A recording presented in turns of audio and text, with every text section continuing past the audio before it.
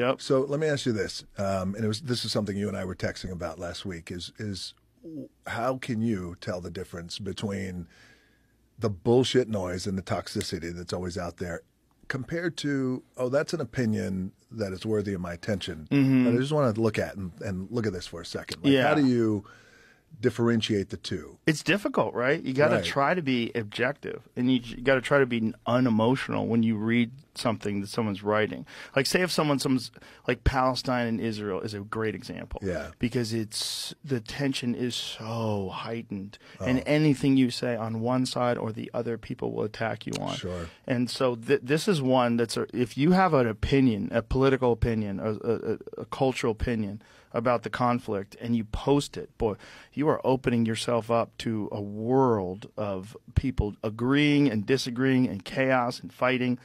And some of those people are going to have points that make sense. Like, say if you are 100% pro-Palestine and you read something about Hamas, and you read something, you go, wow, that's fucking terrible. You know, you have to be willing to say, oh, there's both things. There's the fact that they live in what's essentially an open-air prison is fucking terrible. Also, the people that are ruling them are terrorists. That's terrible, too. Like, you can't ignore any aspect. This is a complicated thing. What some of the Israeli soldiers have done, some evil things to Palestine. There's videos of them shooting people. Also, what Hamas did is fucking insanely evil. Like, what has to be done to fix that? I do not know. But to pretend it's binary and to pretend it's one side good, one side bad, that seems insane. It's all bad. It's all bad. It's all fucking heartbreaking. Yeah. It's all devastating. And you're right.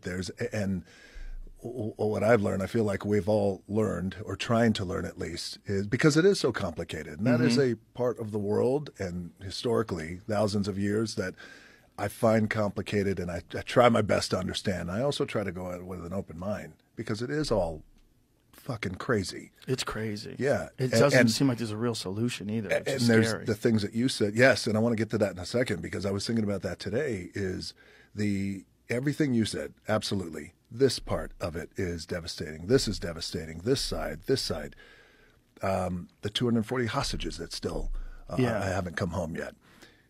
But also, where does it go? Right. Where does it go? Where does it go? That's the thing that I think really grabs my attention, because usually I think now, I'm not saying a situation like this, but there's a lot of stuff that goes on where you feel like, I think this is the path to finding a resolve, or at least maybe the first steps of resolve. But in this case, I don't see it, brother. I don't know. No, I don't see it. But speaking to what we were talking about earlier, you can learn from there. That's where separating the noise from the intelligent perspectives. I've read some very intelligent perspectives where people give you a detailed history in the conflict of the region, and you realize, like, oh, this is like incredibly complicated. And to have a binary viewpoint or a very black or white viewpoint is dangerous. It's not. Yes. It's not, and it's so easy for people to do. People love to do that. They love to other people. It's a natural human trait. It's a tribal trait that we have.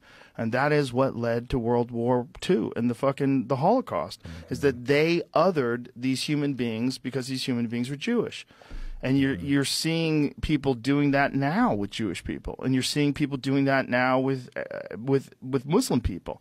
There's people that are angry at all Muslim people because of what Hamas did. All of it's crazy.